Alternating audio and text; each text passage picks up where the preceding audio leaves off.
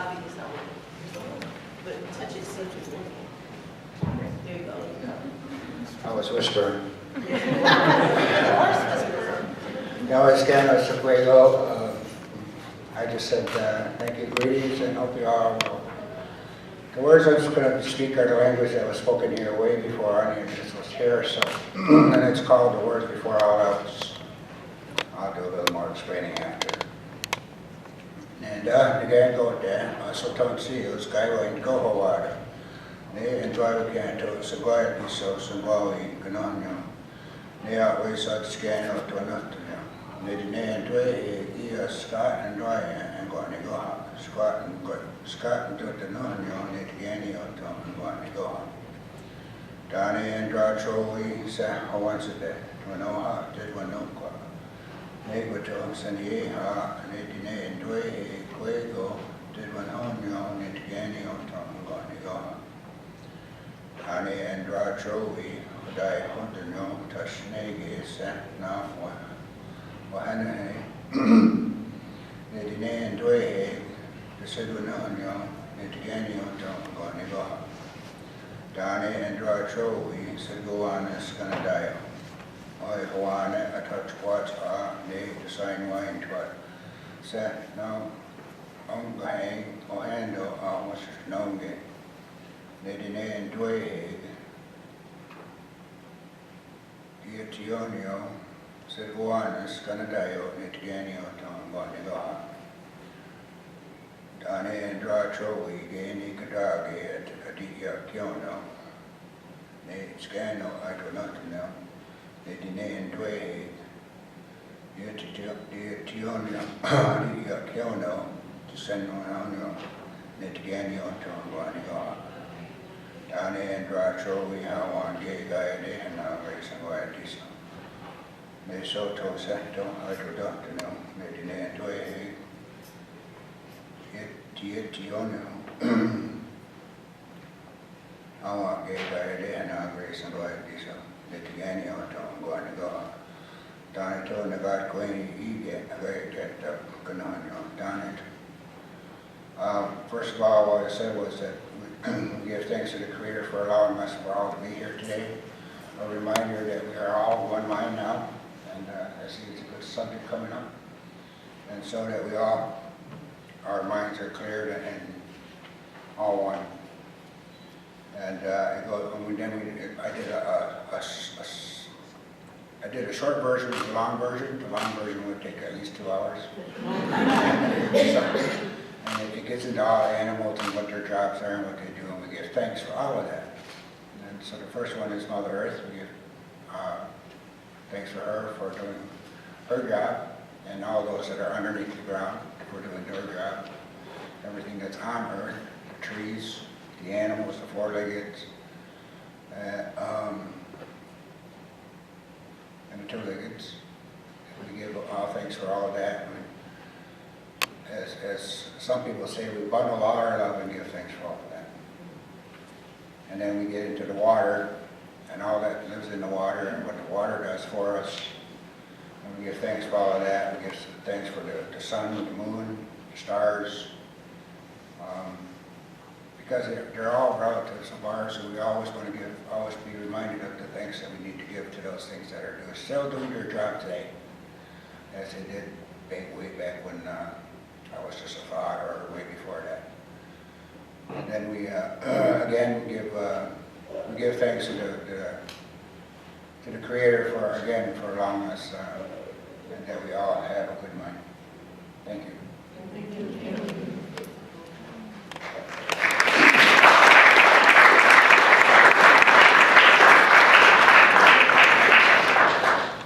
Good afternoon. My name is Bobby Jason II. I'm currently a PhD candidate in the Department of Development Sociology here at Cornell, and I'm excited to welcome you all to the 2017 Farm to Plate Conference, uniting to create, educate, and celebrate a sustainable, just, local food system.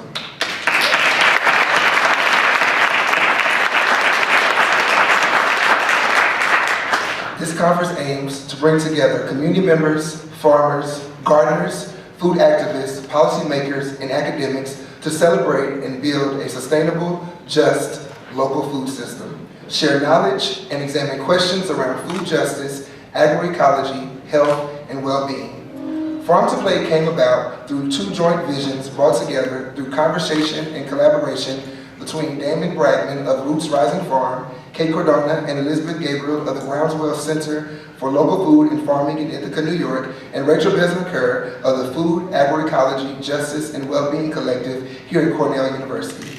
These partners worked tirelessly along with the help of many other community members, staff, and students to design, plan, and host this conference. An integral part of the conference is to have workshops and field trips organized by community collaborators to learn from practitioners who use agroecological practices and participate in community groups around food justice. We have several goals for this conference outlined on the first page of the conference program and also on the website. More specifically, this conference is explicitly aimed at moving beyond the academy and fostering community action as well as deepening understanding of these food system issues and problems. As such, we have created several opportunities for dialogue and exchange, including roundtable discussions on different themes tomorrow morning, Friday morning, beginning at 10:45 a.m. after our morning panel beginning at 9 a.m., followed by a keynote by Raj Patel, and action planning on these themes on Saturday. Be sure to keep the conference program with you throughout this weekend. We hope that the final outcome of this conference will include new and strengthened partnerships, planned activities, learning and dialogue between farmers, community groups, policymakers, and academics. We would like to also thank all of our sponsors, Sustainable Tompkins, Cornell Institute for the Social Sciences, Green Star Cooperative Natural Foods Market, Cornell Cooperative Extension, Tompkins County, Engage Cornell, the Mario Rinaldi Center for International Studies, Organic Valley, the Paulson Institute for Global Development, the Park Foundation, and the Tompkins Charitable Gift Fund. It is also our hope that you all enjoy, celebrate, and learn from one another so that we can create a better food system, and be sure to use the hashtag #FarmToPlate, that's FARM, the number 2, plate, PLATE, the number 17, when posting about this conference on Facebook, Twitter, or Instagram. Thank you, and welcome again.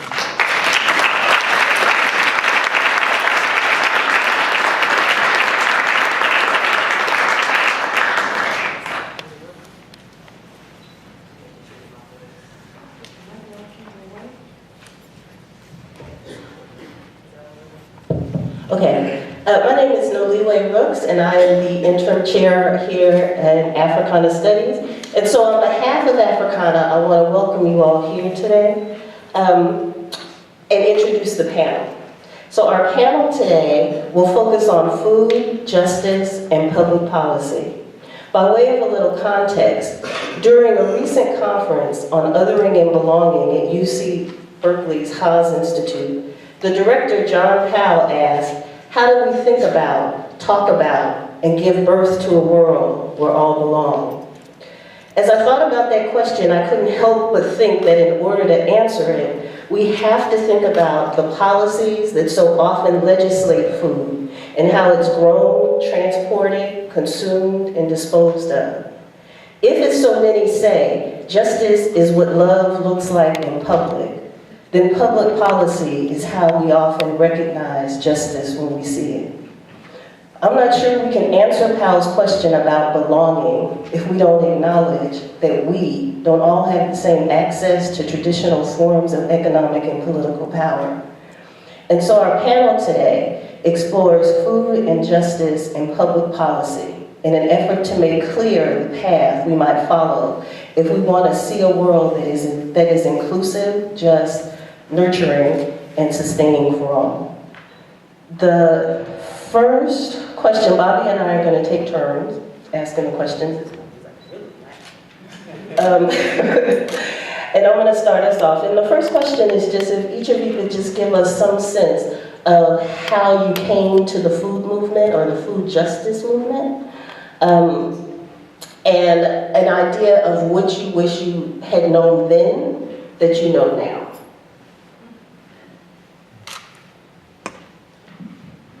So, good afternoon, folks. I'm Karen Washington. I tell people I'm a farmer. I grow food. I feed people, body and mind. I'm from the Boogie Down Bronx.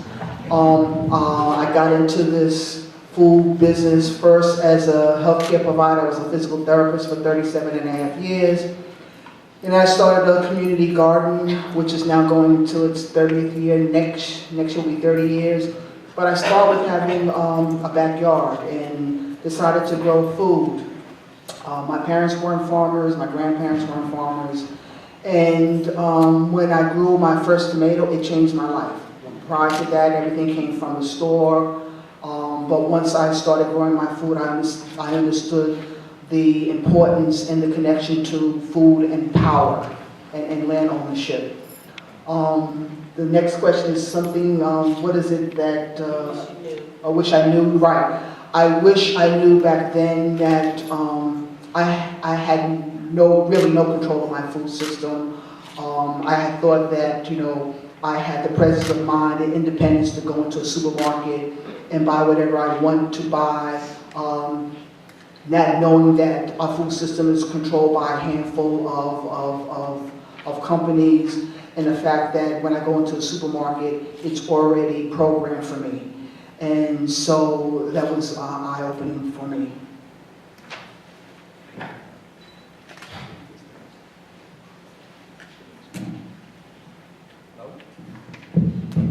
All right, good.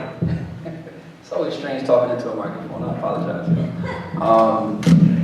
My name is Rafael Aponte. I'm also a son of the South Bronx. I got to the food work working in education, really. I was working with students down in New York City, after-school programs, getting them college ready, but also working on some of the social issues that they were facing, whether that was hunger, gentrification, you name it. And food ended up getting birthed from that in terms of stuff that the youth would bring into the table, but also combined with my experience of all the things I faced growing up in the South Bronx, knowing that I had to make some kind of intervention in terms of justice. So that brought me into looking into food production as a way to overcome some of those things.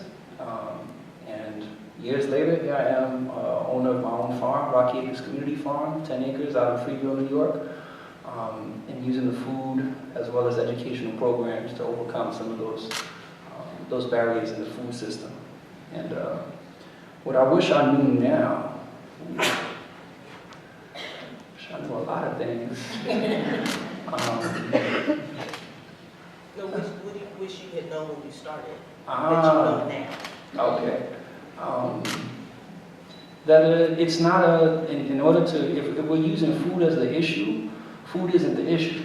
Food is actually just the access point, and it's about access and lack of it for so many communities. Because I can grow as much food as I possibly can off the land that I have, but it's still not going to be able to get into there are many more reasons why it's not in certain people's hands.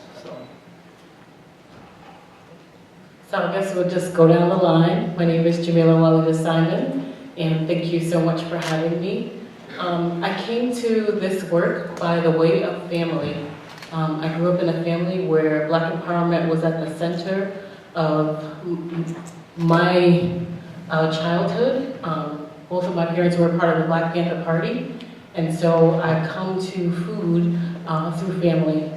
It was the center of our home, and it was the way in which we helped to communicate with other people. So as we were hosting people in our homes, it was about the food. And I come to this work through the people. So it's not just about the people that I call family, but the people who call me family as well. And that doesn't necessarily have to be a part of my extended family. My work is primarily with young people, but also with other families. And so I come to the work through the people. And that's really important to me. Relationships are extremely important. And so at the end of the day, when people are like, you don't actually grow much, it's really about the people, and that's the way that I come to food. For me, what I would love to have known that I know now is definitely around issues of access. So I grew up in a low-income family, and so I never really questioned the food that I ate. But my parents always questioned where we would get food, and they were always pushing back in our neighborhood. My parents currently live in the Bedford-Stuyvesant section of Brooklyn, and they do something that's really novel in that they grow, they actually harvest bees on the rooftop, and they sell that honey to the corner store. And so when I'm in the neighborhood, people are like, oh, that's the honey lady's daughter. And so that's incredible because, you know, if you go person by person in the neighborhood and ask families, what is it that you can contribute to the food system to really change the price of honey, which in the Bedford-Stuyvesant section of Brooklyn, honey is extremely expensive. But on Quincy Street, you can go right to the corner store and get affordable honey. And so we've negotiated some rates with the owner there. And so there's a set price for honey. So people know not to go to Broadway, don't go to Associated, don't go to all these other stores. But if you go to this particular section, you'd be able to find something that's affordable. So again, what I'd like to know is what I wish I had known is like what you can do as one person to really impact change. And if I had known that a little while ago, or at least when I started, I think I would have started from a different place. But I come from a really great place in that I start this work through the relationships. So greetings from Detroit. It's wonderful to be back in Ithaca. My name is Malik Yakini. I'm with the Detroit Black Community Food Security Network.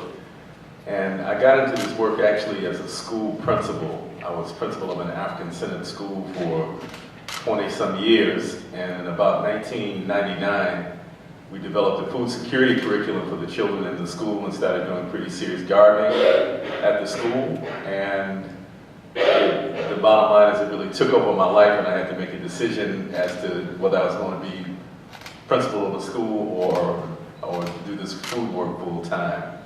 And so I decided to follow my passion and do the food work full time, and that's kind of how I wound up where I am now. In terms of what I wish I had known, I wish I had known how much easier weed barrier could make farming. That's real.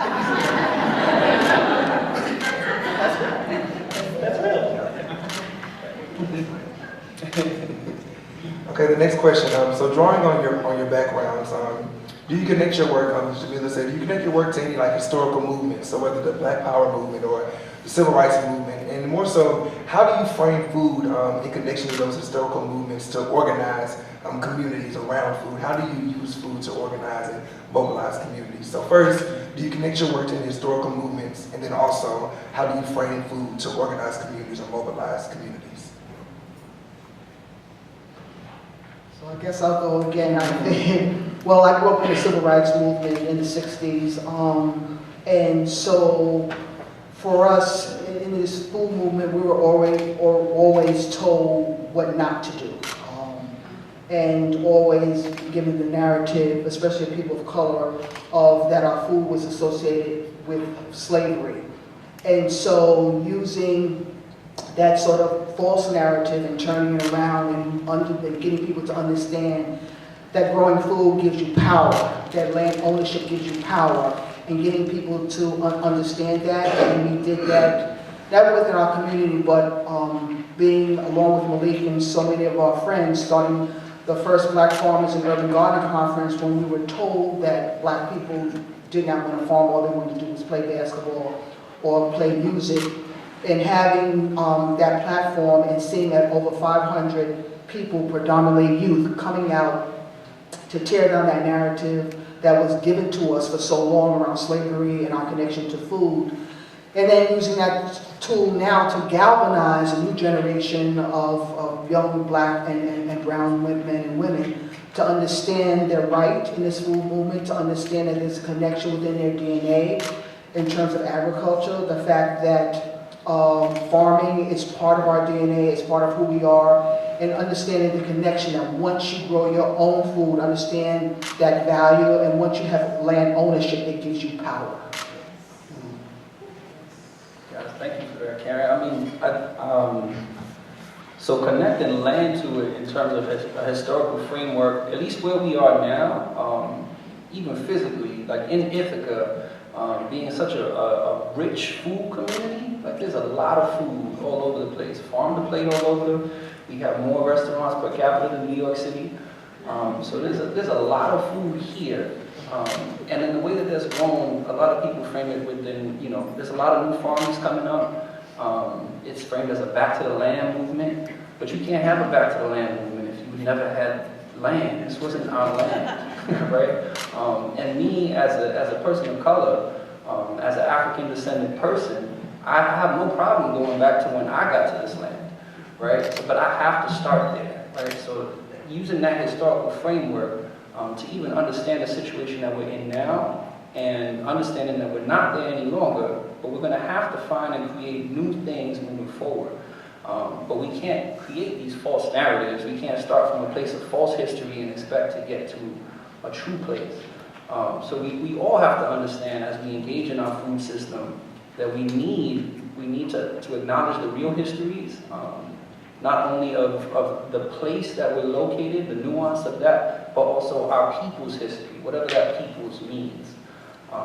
So using that as a historical framework. And of course, there's I was a recipient of free school lunch and breakfast, and that was very graciously won for me by the Black Panther Party back in the day.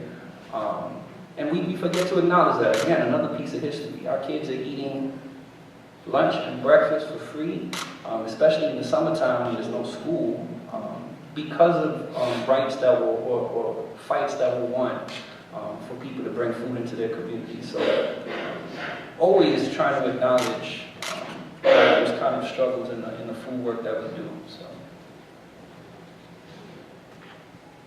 Thank you. Obviously, Rafa shared a big part of what I was going to share with you in regards to, how we come to the food and how the narrative gets co-opted.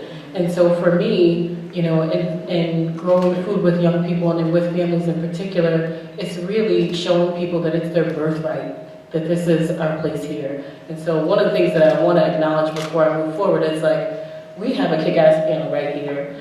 I don't think I've been to any event.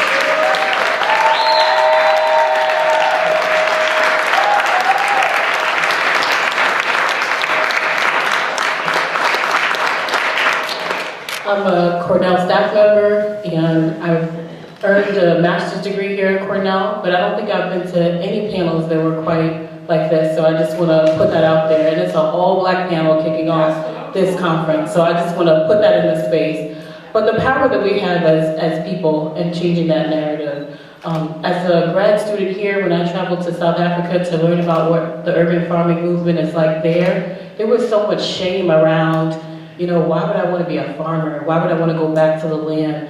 Why would I want to till this red earth? And that's our birthright. And so I come to this work with those images in the back of my mind and having this counter narrative and telling myself that over and over again. Because what popular media and what other people would like you to believe is that, we learned this or we're unlearning this. And I don't want to unlearn this. I want to relearn this and teach this to other people.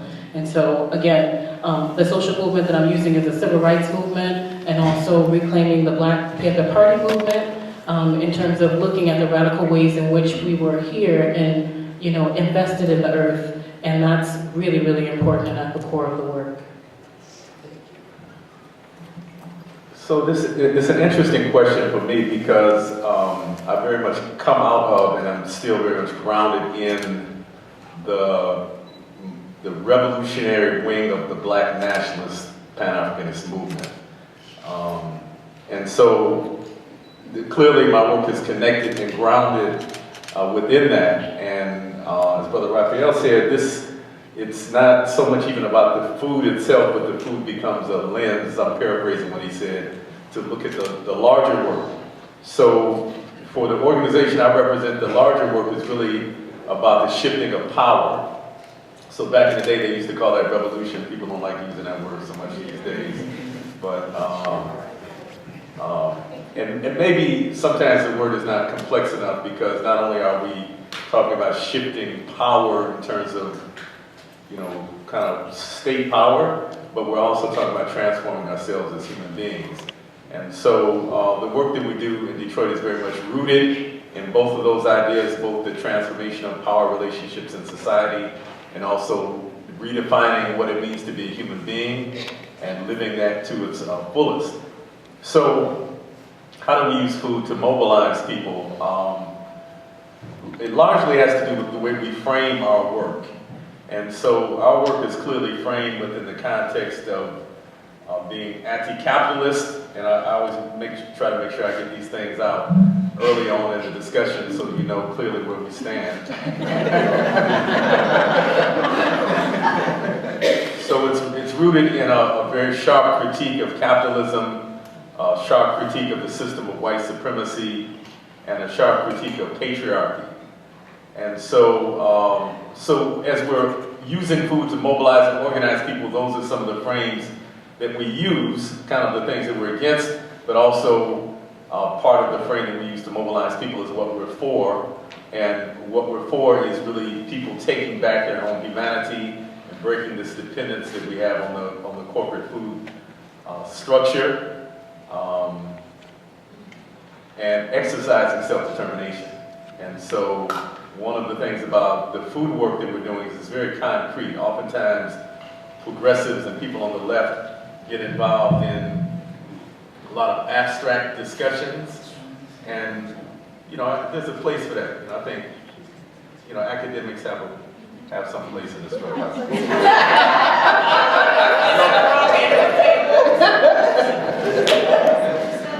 really. I mean, there's some academics that are grounded in the real world, and there's some that are elsewhere.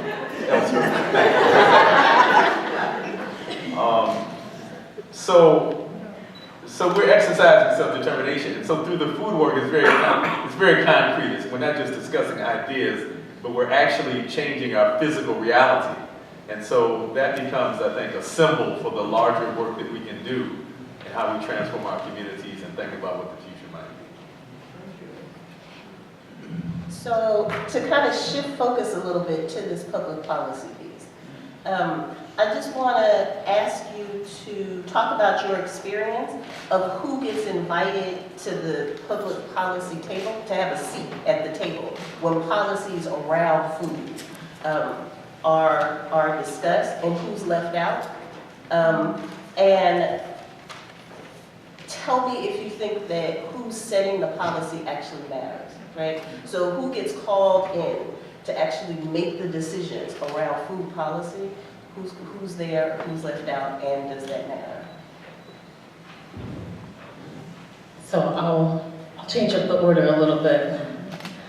So most of my work, at least here in Ithaca, is concentrated on West Hill.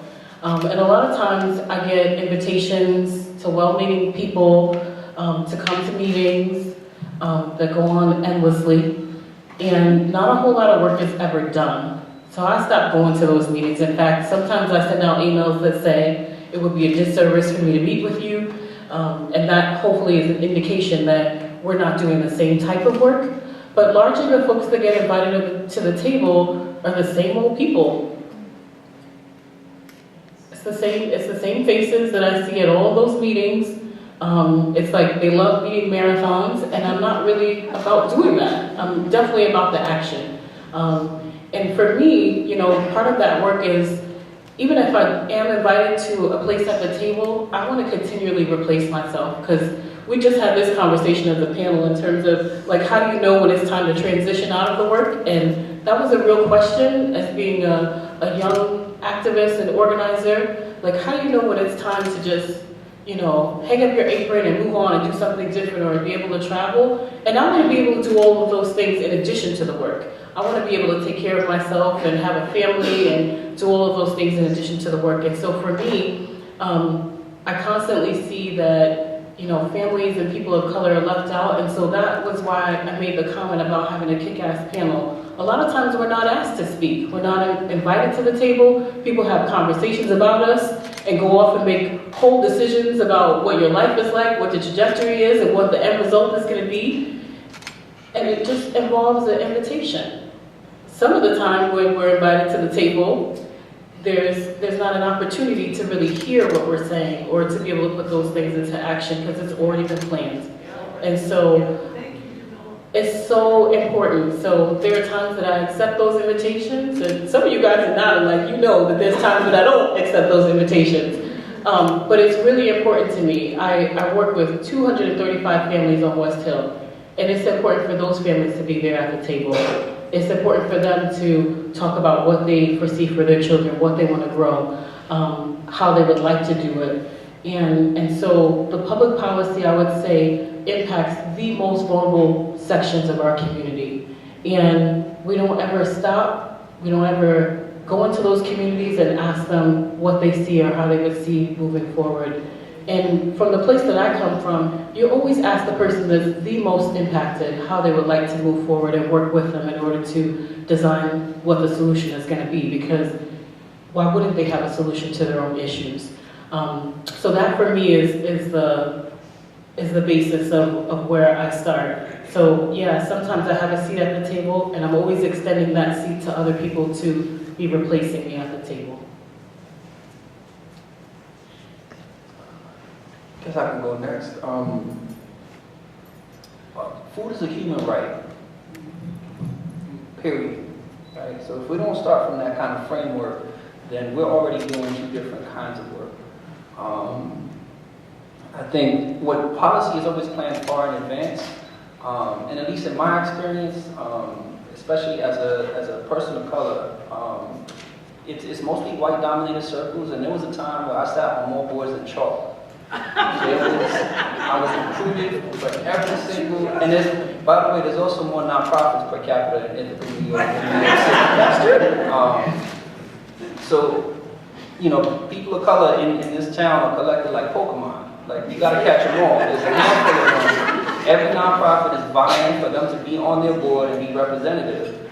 However, once you actually sit at the table, your input, your voice is not heard. The things that you want, you're supposed to be a representative as a token for the community, but the input that you actually put in is never actionable.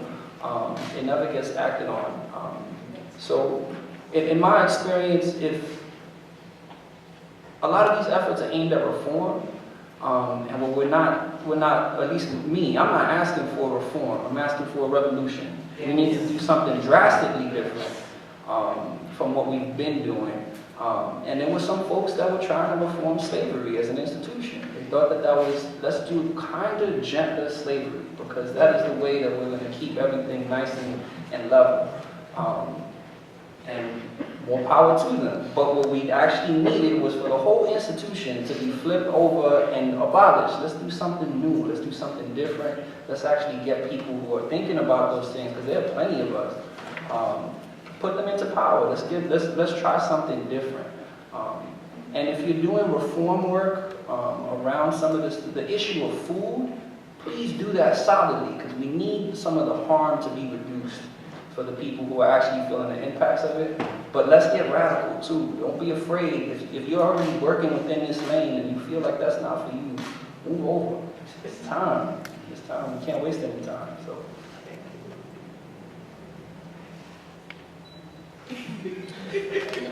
Can I just say, and what that actually looks like in practice is an overpopulation of voices until people are really authentically being heard. And so a lot of times when I go to boards and people ask me, well, what do you think? I'm like, I think that everybody sitting here needs to be replaced with someone that looks like someone else. That's what I'm talking about, and that's what it looks like. Okay, so interesting conversation about tables. And who's sitting at them.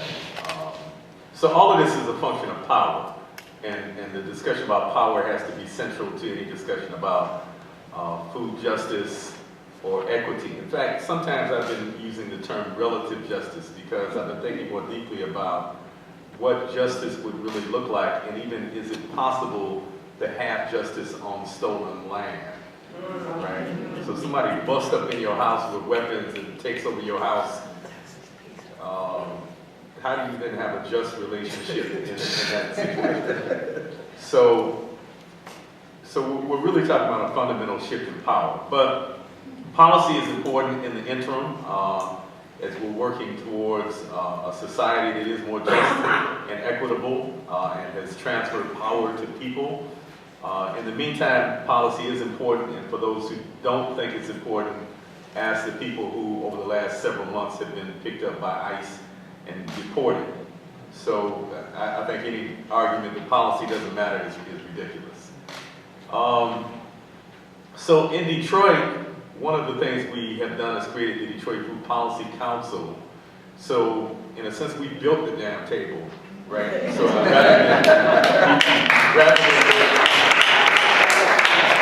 rather than being looking for an invitation to some other table, we built a table. And I just want to throw that out as a possible kind of framework to think about this, that while it's important that sometimes we sit at tables that other people create where decisions are made, it's also important that we create our own tables and that we affirm our own right and responsibility to create policy within our own community.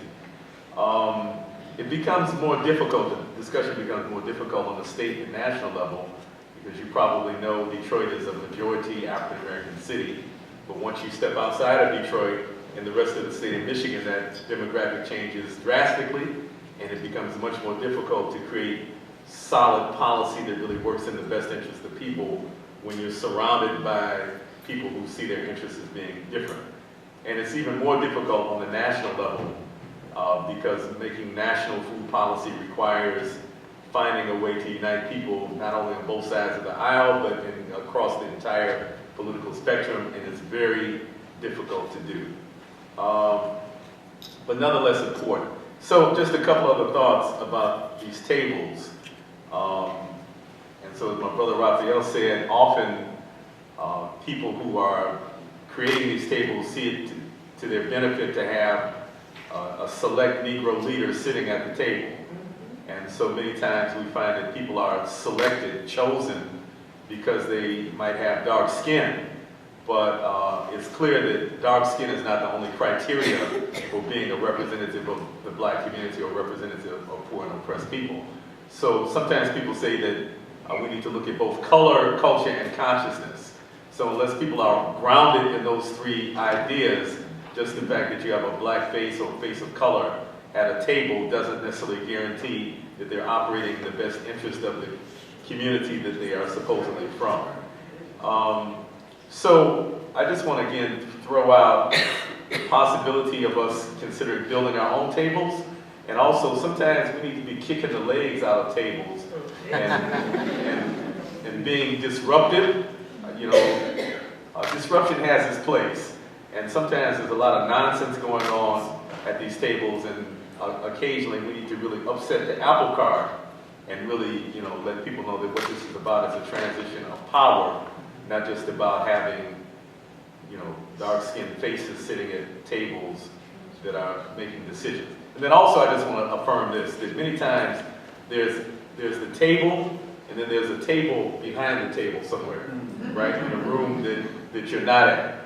And many times that's where the real decisions are made, and these so-called tables are sometimes created to create the illusion of us participating in making the fundamental decisions.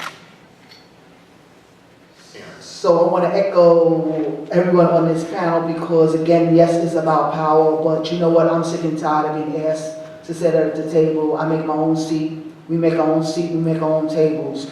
If you look at the policy that's happening in New York City, it's twofold. Number one, I know a lot of y'all out there, these non-profit groups talk about policy and have a policy center, but what you don't realize is that who attends these meetings?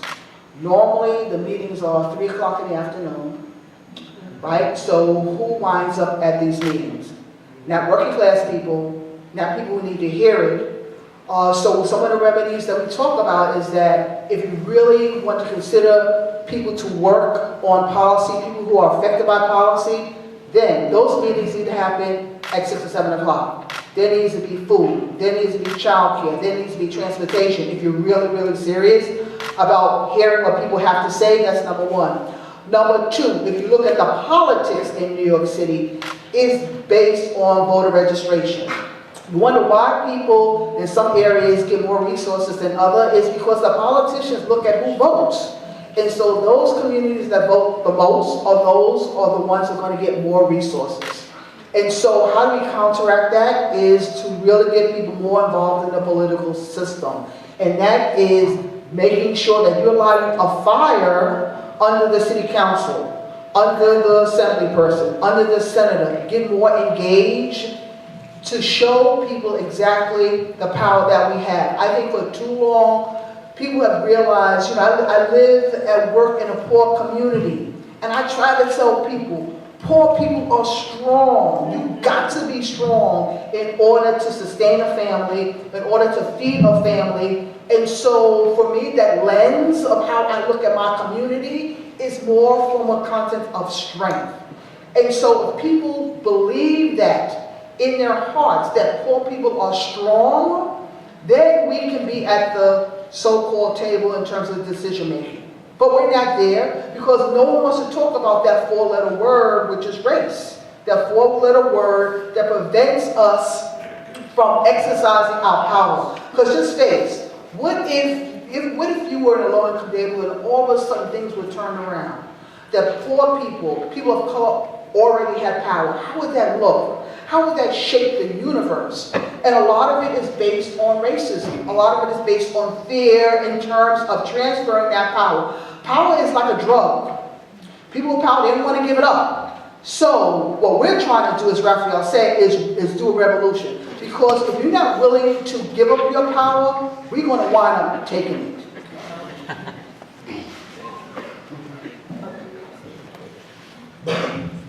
So let's see, the next question is about the concept of food or food policy being used as a weapon.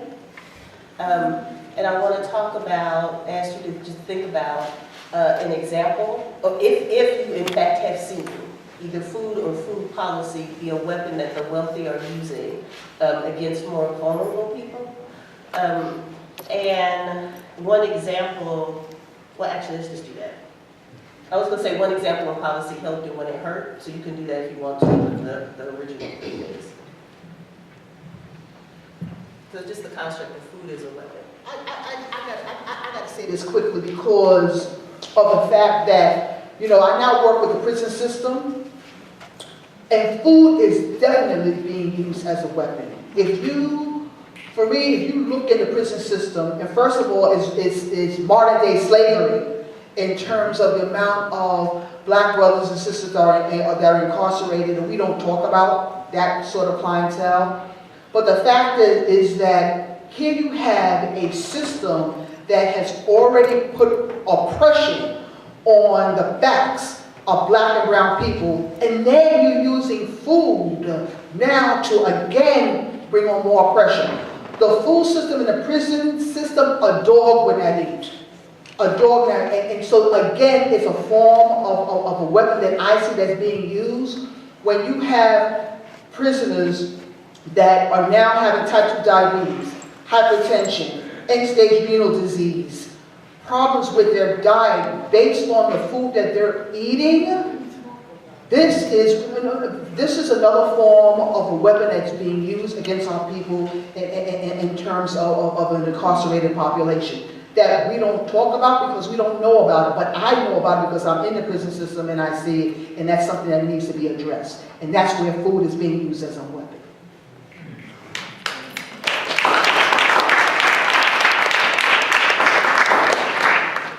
I would say even though my context has changed, so seeing weaponized food in my community in the South Bronx, or the lack of it, or whenever it was available, it was great.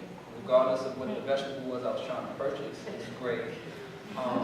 So seeing that happen, but seeing the local context here, we live in food wealth, right? This is far from food desert. And just having I was just having a conversation with a colleague of mine, and we were talking about schools, food in schools. And this is a conversation that was, he was telling me about something, it's in the local history of around food, part of the conversation, where the superintendent of schools asked by a parent, do you think that the school food that the children are receiving is nutritious? Period. Without wasting a second, the superintendent replied, no. Right? So they know it's not nutritious. So the follow-up question was then, well, how much would it cost to make it nutritious? Right?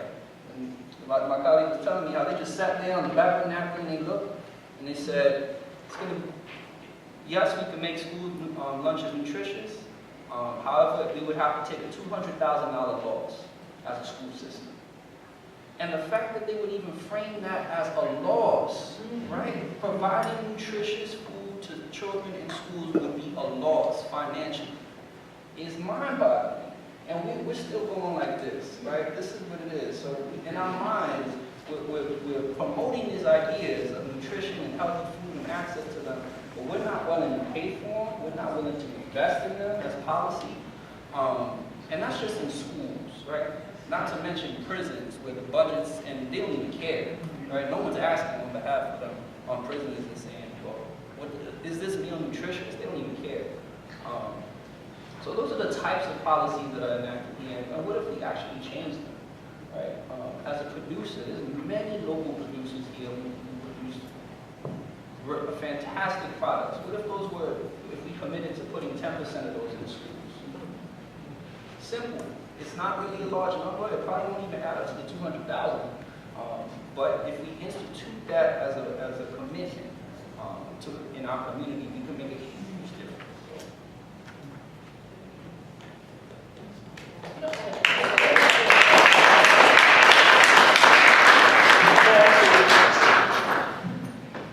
So there's 4 points I want to raise in response to this question. So clearly food policy is a weapon, as is almost every other policy in this society. In fact, politics is subordinate to economics always. Political systems are created to maintain power relationships, essentially. So almost all policy is created to maintain the divide that exists between those who are in power and those who have been intentionally disempowered. Some of the ways in the food world that manifest is we see arguments when the food bill, the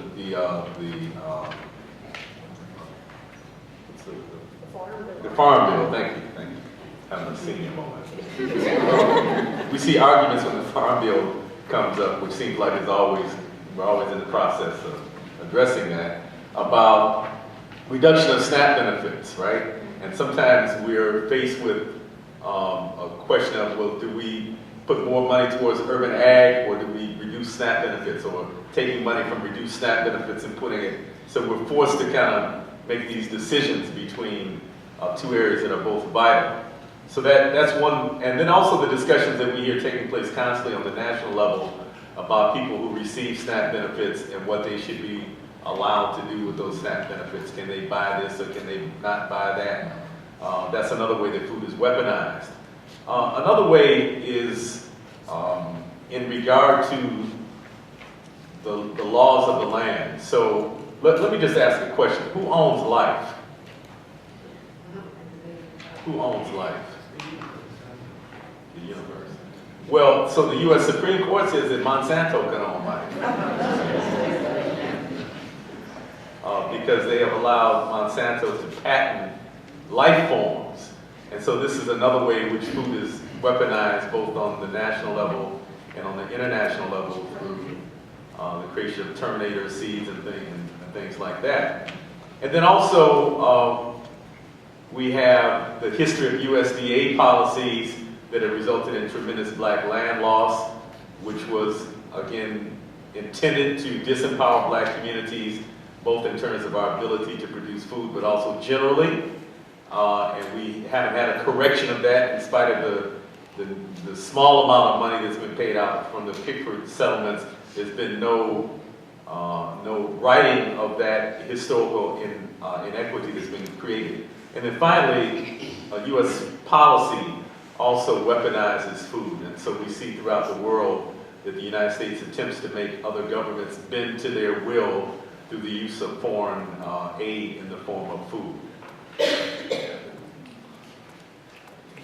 So I guess I'll just share, right here on this campus, we have lots of different weapons that we use in the Statler every day in dining halls. There are dining hall workers that you largely don't see that serve as more of an invisible population who live just at the edges of lots of different places, Freeville, Groton, Dryden, Newfield, who actually can't afford to eat in those dining halls and then take food with them, and where they're throwing away large quantities of food that can be salvaged. I have a partnership with the Friendship Donations Network, and so if you haven't connected with them, please do so. But they rescue food every single day of the week with an army of volunteers in order to right that wrong. There's the Good Samaritan law that says that even if you're redistributing food, that you can't be prosecuted in any way. And so there are those programs, and so right here in our backyard, those things happen every single day. And that's the way in which we really create disparities, and we continue to reinforce them as we patronize these institutions. This is the last question, and we'll open it up for audience. So could you tell us one thing you would want people to know or take away as it relates to food, or one of the most exciting food-based projects you have seen recently?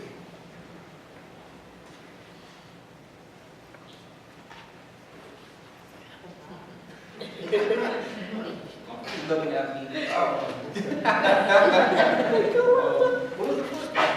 The first question is one thing you would want people to know or take away from this conference on food work in general. Well, first of all, Black people want to farm. There are Black people that want to farm. There's a history of exploitation there, but I have sat across the table from many resource professionals, very many of them in this community, who said Black people do not want to farm. And I'm still have yet to see the data. Their survey that they informally conducted from that one person who said, I'm not doing it. But if food is a human right, denying people the access to produce their own is a violation of that human right. So everyone should have the opportunity, and if you want to go that extra step and turn that into a commercial operation, which largely farming is now instead of subsistence, then by all means, you should have the right to do so. You should have the resources presented to you to do so. And in terms of a project, I have to talk about our own project, the Harvest Box, that is working here in Tompkins County. So realizing that CSAs, Community Supported Agriculture, what we've been holding up as a champion of being able to get local food into communities that is serving the farmer, realizing that it mostly serves the farmer. It's also very much a middle-class intervention. It is a way to get food to people who can afford it and a large amount of money to pay up front to receive a CSA share. So I'm not knocking it because in comparison to the industrial model and the commodity stuff, it's head over heels better. However, realizing that there's still a large underclass, even here in Ithaca, in Tompkins County, that aren't able to access the same kind of healthy foods that other people do, and looking at why and what those price points might be. So we started something called the Harvest Box. So the Harvest Box it serves the needs of the consumer, the actual person on the end, the member receiving this. So it's $12 per week. You don't have to pay up front. Mia and my partners on the Youth Farm Project take on the risk of the season. So if we had an exceptionally bad drought year like we had last year, the consumer is not left on the hook. You pay $500 at the beginning of the season. Sorry, you get a bunch of lettuce. That's all we got. So taking on that risk, and then largely asking them what they want to eat. What do they want to see grown for them? And starting from that place, not just handing people a box of vegetables, but giving them a choice, giving them agency in their food system, makes a tremendous difference.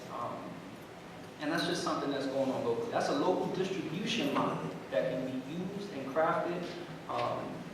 And even here in this community, seeing people taking this model and removing the justice component, and then still trying to use it as a market-based alternative. Right? And this is common in the work that we do. Many people take the ideas that we have and they try to peddle them off as their own. But at least give credit where credit is due. But this is one intervention. It's very small, but it works. It works. Asking people what they want to eat first before you give it to them, quite a novel idea. It works. So thank you for giving us the platform to talk a little bit about the work that we get to share, and Rafa's being really modest. The Harvest Box works tremendously for senior communities here, and I would say it's tremendously impacted in low-income communities that don't frequent the farmers markets, the Wegmans, the Tops, and the other places that people are like are really incredible. And so for me, what I want folks to know is what Karen shared earlier. The strength that it takes to really figure out where your food is coming from when you don't have the money to buy it is incredible. The strength that it takes, the brain power, the amount of time negotiating and moving back and forth without transportation is incredible. I can tell you that because I lived that for part of my life. And the amount of time that it took in a single day to get from point A to point B to get just partially the things that I needed and wanted, and the wielding and yielding that families do in order to partially get the things that they need, is incredible. And we're not even talking about ethnic products that people would like to have that we don't have access to here in this community. So the projects that I'm excited about are projects that are just starting to emerge on West Hill. We have a food distribution program, which again is a collaboration with the Friendship Donations Network, and it's called Give. It's the last Monday of the month, and again, we did our research and homework on this one. We found that folks that are receiving SNAP benefits, in particular on West Hill, don't have access to the transportation to get to the things that they need. So we brought the space to them. Novel idea, right? Ask people what they want to eat, bring them to the, at the time that they need it, provide childcare and fun activities, and people will come.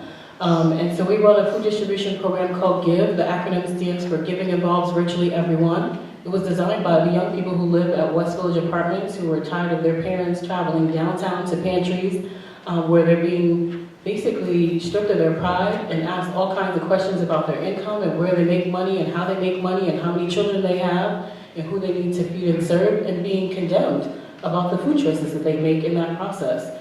And so we offer an open experience for people to come and take the things that they need. We work with Rafa, and we also work with the Youth Farm Project in order to provide fresh produce to those families, and we redistribute waste products that we might find at Wegmans, Tops, Green Star, things that people are like, oh, okay, I don't really want to sell this to the public, but we can either compost or use in other mechanisms.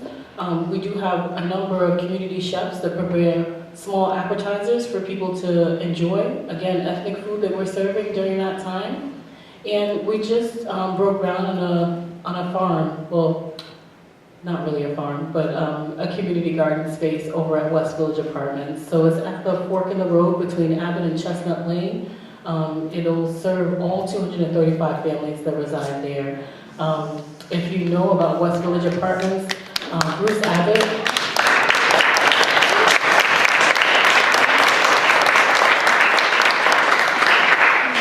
Bruce Abbott used to own it, and it was grandfathered in, and everybody had a plot where they could grow their own flowers, fruits, vegetables, and under the new management through Omni, that's not the case. So in terms of folks being able to write their own ticket and make their own way, they felt like because people are renting the space that they shouldn't have access to being able to grow their own food, and that's just not the case. So last summer we spent some time, and when I say we, West Village parents and young people spent some time getting Omni to sign off on a clause that says that in perpetuity that they'll be able to grow food on this land. So folks don't own that land, but in perpetuity they'll be able to grow food no matter who the owner is, and that's huge that you're able to have access to that. So if you're interested, we're putting in a forest garden in that space. The surplus of that food will go to a food truck that'll be rolled out at the Lehman Alternative Community School during the day. And in the evenings, that food truck will be back at West Village to serve families that might be in need. So that to me is exciting. It's not a project that I can take ownership of, because again, I'm working in partnership with a whole host of folks, but the ideas were really born out of young people coming together in a program that was designed called I'm My Child's First Teacher. It's a collaboration between the Bronfman Brenner Center and the Cornell Public Service Center. And it was an opportunity for parents to come together and really dream about what they would like their community to look like. And because I work in the field of youth development, the kids kept coming, which meant that I kept coming, which meant that the parents kept coming. And so we made it into something really special. So that's what I'm excited about.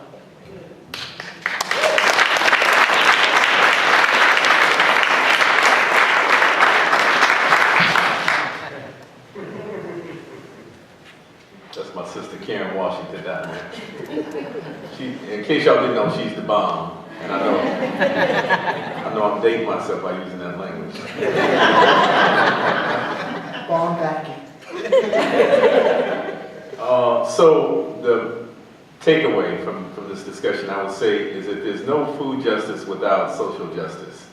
The movement to create justice and equity in the food system doesn't exist in isolation from the factors in society that create injustice and inequity in all the other institutions within American society. And so we have to consciously link the struggle for food justice to the larger struggle for human rights and for building self-determined communities. In terms of most exciting project, I'll just say that I think what we're doing at D-Town Farm in Detroit is pretty cool, and you can Google us and find that out. But what I want to mention is a new effort over the last 2 years called the National Black Food and Justice Alliance. And so myself and Dara Cooper and Beatrice Beckford and others have been in the leadership of creating this national formation because we think it's extremely important that we unite these kind of nodes of work and power that are happening throughout the country into a unified, very strong whole so that we can speak from a position of strength and power, and also so that we can facilitate within our own communities the kind of cooperation that's going to be needed to build what we call self-determined food economies. So I would encourage you to keep your eyes peeled for the National Black Food and Justice Alliance. Check out our website, which I don't remember right off the top of my head, but if you Google National Black Food and Justice Alliance, you'll find it, and to support that work in whatever way you're able to. So, it's important when we talk about this food movement to make sure that when you look in the room, who's missing? If everyone looks the same, something is wrong with that. Make yourself feel uncomfortable to be comfortable, okay? If we're talking about food and social justice and everyone looks the same, it's homogenized, something's wrong with that, because the food system has to be diverse. And you have to look within yourself to see who is missing. Your homework assignment is go home and look at the census here in New York State to find out, which I found out, out of 55,000 white farmers and their partners, I think it's now maybe up to 150 or 30 black farmers. And if you look at the census around the country, there's some states that don't have any black farmers. And so it's important, if we're going to talk about this food system and move it in terms of justice and diversity, then it has to be a platform whereby people are invited to participate in this food system. Why aren't people of color mostly in this room?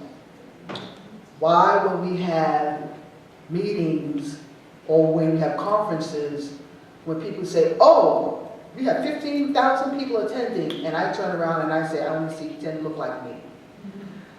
Make yourself feel uncomfortable to have that conversation around race, around economics, around social justice. That's your homework assignment. I was here 5 years ago. I was here 5 years ago, y'all folks. And I went to the farmer's market. And I kept on asking, where are the people who look like me? It's a farmer's market. And so it's up to you to challenge that. Challenge Ithaca to find out why aren't there black farmers in your farmer's market? Why aren't there more people of color in the movement? Why aren't there more people of color in your workshops, in your conferences? And it's up to you to make that statement. If you really, truly believe that the food system is supposed to be diverse and inclusive. That's all I gotta say. Because when I go to conference, the first thing I do is I count on my fingers and see how many people like me. On panels and on, so this is unique here, okay, for me. But it's not unique to look in the audience and again count. how many people that look like me, and why aren't there more people in this audience that look like us? Just put it out there. And so for me, the project is 2 projects. Of course, it's Bugs, Black Farmers and Urban Gardeners Conference, which is going to be in Atlanta, Georgia. So if y'all know folks that need to be there, is this part of Cornell? Because I heard you got some money. Send people. I want Raphael, Jamila, I want Bobby, and I want Nolaway to be there. So people out there, Cornell, if you hear me, these people need to be there in November. And then one thing I want to also give a shout out is to Farm School NYC. There's the New York City School of Urban Agriculture, which was started, I guess it's 5 years ago, when people thought that no one in the city wanted to learn about growing food. I'm sitting right next to one of our prize students that graduated because, again, the lens of how people look in terms of people of color and how people look towards people who are poor and impoverished, that lens has to shift to power. Because if you give people the access of food, to grow their own food, to give them their own land, the powerless becomes powerful. See? Done. Did y'all hear that mic drop?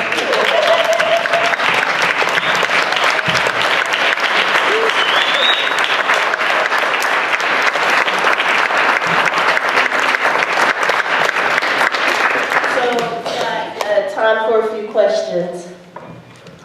Thank you very much. I'm just really having deja vu with this. I'm thinking of Jamila Secure, because she worked really hard in this area and didn't get the love that she's supposed to have got. So I have to say that out loud. But I do have to talk. Thank you. I see so much black up there, I'm getting a diabetes shot. My sugar done went up. This is so sweet to me.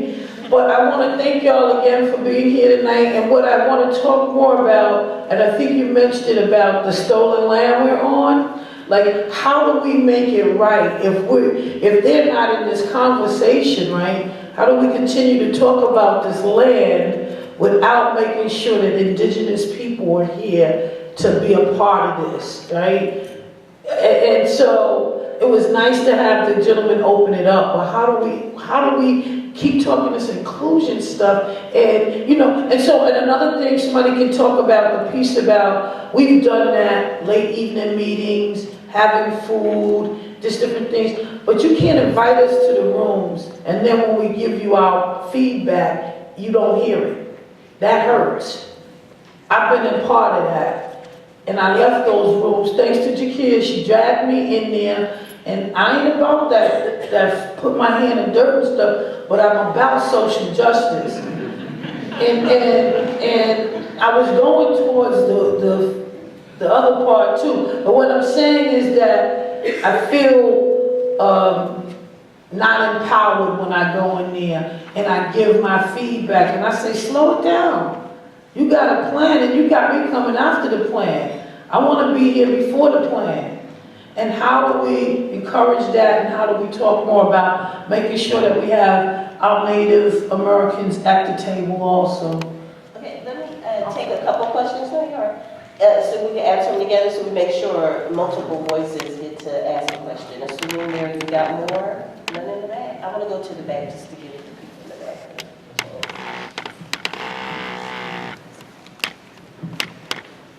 back. This is kind of, I guess it's like another side of the tokenism with nonprofit boards that you mentioned earlier, and something that's relevant to me, I think a lot of academics in the room, is this phenomenon when a project like an urban farm gets a little bit of press, gets a little bit of higher profile, and then it's sort of descended on by researchers who were like, oh, I want to come and ask, take up a lot of time and ask a lot of questions, and some with really excellent intentions.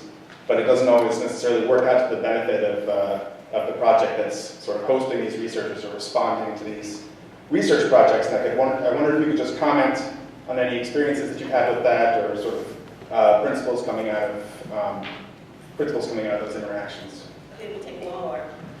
Just to answer all today.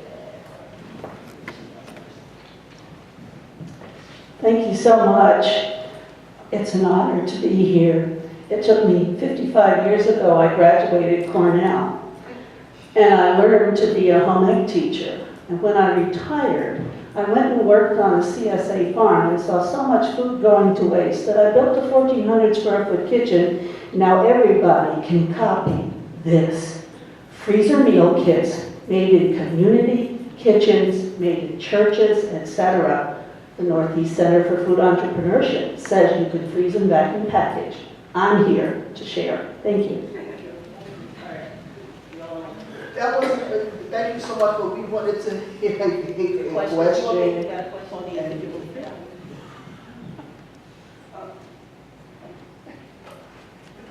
I'm Patrice Pocket Anthony. Some of you know me already. I'm president of Green Star Cooperative Market. And I say that so that I can say this. One of the rather urgent issues that I'm facing is in a 45-plus year history, I'm the first person of color to be president of a progressive liberal organization. People usually clap at the part where they say I'm the first person of color, and then I go, but it's a progressive liberal organization, so why did it take 45-plus years for it to happen? And I think one of the reasons is, implicit bias. It's implicit, right? So there are people who don't recognize what their issues are and how what they're thinking and what they've been socialized to think and feel affects their decision making or how they treat other people. This has been one of the most traumatic times I've ever had working on a board. And my health has actually suffered over it. And I'm a trainer myself. My background is as an educator and a trainer, so I've done all of that stuff, but it's different when the I call it venom, the toxicity is directed at you. So I have a question around how to keep the conversation going. I'm not worried about keeping up my strength because I come from those people. I come from that mother. So I'll keep going. I'm not a quitter. But there's such a tremendous amount of work to be done, and that underbelly, which is now to me showing itself. Right? There's work to be done there, and of course I can't do it myself. Can't do it all by myself. So how do we get people to hear and really listen to and get truth when they pretty much zero interest in doing that, because that means you have to get down and dirty and do some work. Right? So, H-E-L-P. So answer any question in any order that you feel called to respond to. So there was a question about researchers in the back. So I shared with you guys that I work here at the Bronford Renner Center for Translational Research. And probably you're like, what is that? And so I work in the field of youth development, but my specialty is really in connecting folks and in the field of youth development. We get all kinds of research requests every day of the given week. And it's usually to work in Black and brown communities. It's usually to work in our New York City office, because that's where people think all the glitz and glory is. And so usually, and people here know this too, because I work in a really vulnerable community, and there's always like, oh, I want to do work there too. And so my answer is usually no. I serve, and I happily serve as a gatekeeper in that way. And because I never want to just be turning over a community that I have access to folks that don't really know what they're going to do and don't really know how to get it right. And when I don't actually know what your bias is. And so a lot of students that I work with here on this campus and other campuses as well, when they're coming in, the first thing I ask them is, what is your bias towards working with low-income families? What are your assumptions? What is the stigma? What is that thing? Because that is the thing that gets integrated into the work that you do. And there's no way around it. Excuse me. So the first thing that I say is no until I'm able to really unearth what their intentions are and how the work is going to be gone about and what the compensation is going to be, and to ensure that at the end of all of that work that there is them coming back to show what's been produced. And sometimes I go as far as to ask that folks that are doing the work, that there are folks in that community that are trained to also do that work alongside, and that's a different type of work. And if people aren't interested in that, then again, I decline. I think that it's a tricky place because in a lot of communities, people are used to folks, especially here in this community, just coming in and taking what they need and leaving. And so I don't ever want to be on the cusp of helping people to do that work. If there's work that helps to strengthen and build up a community, I'm all about doing that work. And if things get framed in that way, then that's really helpful. But I tend to find that people are just interested in doing extractive work, and I don't facilitate that work. What do you mean by extractive? Well, extractive work looks like you have a research study where people are not being compensated for their time, when you're just coming in to get information and there's never anybody coming back to report back, what's the result of that information? If you're being paid to do research, then why aren't the people that are working there being paid? What are the strengths in that community? Why aren't we building up community? You could come in as a researcher, that's great, you could do that anywhere. But if you're coming into communities where there's already a sense of vulnerability, then how are we, it's not an equal playing field. And how are we really recognizing that there's not that equal playing field? You know, you might be coming in as the good researcher with good intentions, but if the impact is going to leave a community in a worse off place, then that doesn't do anything for anybody except for create more ill will. And so for me, you know, I really value action research. I really value building up. If you're coming in to do interviews, train community members to do interviews. Pay them. Let them serve as co-authors on a paper. Produce those papers in places that families that I serve read. Not just in a journal that's going to sit on the shelf, that's going to allow you tenure, but really, what are we doing to strengthen communities? I'm about that work, and that I can say yes to. But a lot of times people aren't willing to do those things, or I don't have that in my budget, or I'm not really interested in that. And I'm okay if you tell me that, and then my no really is a no. I want to address all three questions, and on the second question on research, I want to say everything she just said. So it's kind of interesting because we're also inundated by researchers, and particularly this time of year, there's a lot of interest in food and farming, which for farmers, this is the most intense time. And so, while I know that researchers have good intentions, sometimes I don't think they realize the impact it has on our work if you have to take an hour, 90 minutes, 2 hours away from the work that you're doing to sit down and talk with somebody about the work. Elizabeth Henderson in the house.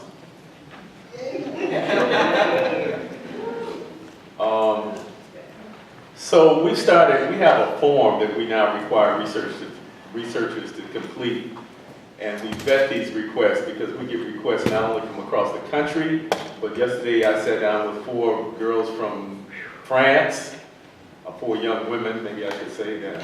I guess they were adults, I think they were adults. So we're inundated with these requests. So we have a form now that we require researchers to fill out. One of the questions is, are you aligned with the principles of research justice? And so all of the things she talked about how community is built into the design, even from the very beginning, what are the questions that are being asked, and who benefits from the research, who benefits from those questions being answered, right? Are community members helping to design that? Is this serving some need that community members perceive themselves as having, or has somebody else designed that question and determined what those needs are? So everything she said I agree with.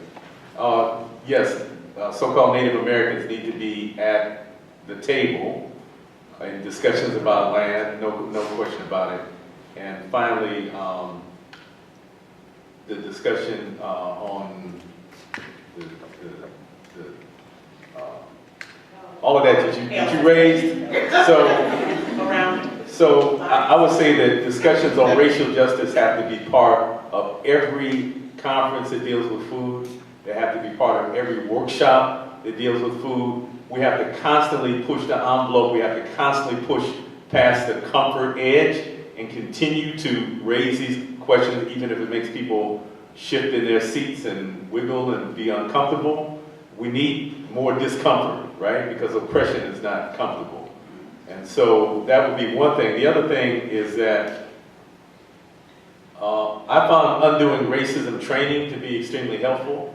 And that's not to say, because I went through undoing racism training, so I'm healed, right? It's an ongoing work. And I often acknowledge being a reforming chauvinist because I acknowledge that that's an ongoing work for me, dismantling the patriarchy inside of my own head. So and one of the reasons I do that is because I want white people to feel comfortable owning their stuff, right? And so it's not like you can say, well, I went to an undoing racism workshop, so I'm good now. It's a lifelong work. It's a lifelong work. And then finally, I just want to lift up that often what I find is that these discussions about racial justice end up being shouldered by black people and other people of color. And so while I think that helping white people get a clue is a really important work, that's not my primary work.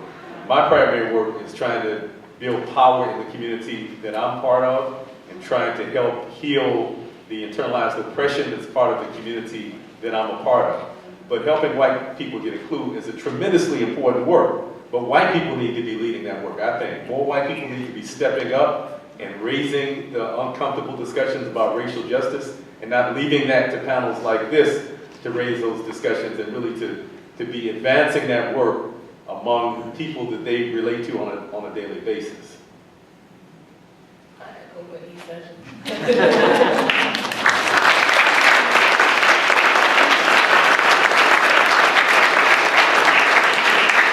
I want to piggyback on what Malik said because, again, this is the time for researchers, and I no longer give interviews unless the researcher goes into their own community and does research. So if you're asking me a question about how it is to live in a low-income neighborhood or how it is in terms of food justice, I'm asking that researcher who is predominantly white to go and affluent to go into their neighborhoods and start turning the camera and the recorder on to those communities and start asking the questions within affluent and white communities about racism, about food justice. Then I would agree to do an interview. In terms of urban farming and urban agriculture, folks, this is not new. People have been growing food in cities since the beginning of time, and yet it's coming off as this sort of nuance, this sort of all of a sudden the light bulb just opened and everyone is on urban ag. And what I fear is that it's being co-opted. What I fear is that now we're putting commercial urban ag, and when you put commercial in front of urban ag, all of a sudden again you're being divisive. Because people who have commercial urban ag are usually people with money. And what it does is it just sort of displaces the people who have been growing food in the soil on land that nobody wanted for so many years. So we need to sort of have that conversation when we talk about urban ag to make sure that there's room for everybody in our conversation. Girlfriend, it's important, first of all, self-help and care is important. You just can't just say, you know what, I'm strong, it's in my DNA. Yeah, it's strong in my DNA, but you need self-care, self-love, and also having people that's going to work alongside you. If it gets to a point where you find that your health is in jeopardy or that your voice is not being heard, then you need to create your own organization, nonprofit, and get away from the madness. That's my advice to give to you. Sit down.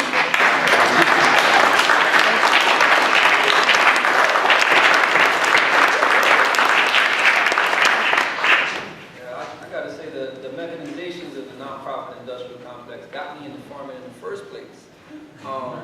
And just being tired of it and trying to find something to connect myself to and then connect other students that I was working with to the same struggle. But there's many, in terms of answering all the different parts of the question, there's many intersections for this work. You don't have to be a farmer to do food work. And you most certainly don't have to be a farmer to do justice work. And that's the crux of it. And So what you were saying a little bit is this liberal progressive agenda, we're going to be, whether we want to or not, we're going to be judged very, very harshly for the next 10 years. Right? Where we are in this period of history, we're going to be judged very harshly for it. So what kind of ancestor do you want to be? When people come and they ask you, 10 years ago, what the hell were you doing? When all this started to get me in this situation, what were you doing? And if you can't give them a straight up answer, then we got something wrong. And it's understanding history, again, for the whole, because the liberal progressive agenda has, most of the time, since its inception, has not included race as an analysis. If you look at Susan B. Anthony, the champion that got women's suffrage, she said she'd rather lose her arm than have the Negro go alongside the woman, right? So we have to understand history and where it comes from, and if we want to change something, let's have an intervention. But we have to be clear about our history of colonialism. We have to be clear about our history of the land that we're on. We have to be clear the history of people of color that have been involved in agriculture, have been exploited through it, who continue to be exploited through it. And if we can't be upfront about that conversation to begin with, then we're not going to get to the place where we need to go. And on the note of researchers, there is I would be remiss to not say, there is a place for academia, there is a place for research. There's some things that we really, really need to learn more about and how it functions. But you have to challenge how the institutions that you're working with and within are reinforcing the power structures that you're trying to dismantle or have already named a problem. So understand your relationship to those things, and you can be at jeopardy too. As someone in academia, you can be in jeopardy as a person and as a researcher once you start bucking that trend, right? 10 years real, right? For professors, 10 years a real thing. If you're in a grad program, that's a real thing, right? If you start bucking against what the institution is telling you, there could be some serious repercussions. But think about the serious repercussions that this communities face, right? They're already, there's a need there's hunger here in our community. What about they have no choice. They have no institution to buck against, or at least name. So understand that who's carrying the risk there, and at least try to take more of a step to make it an intervention.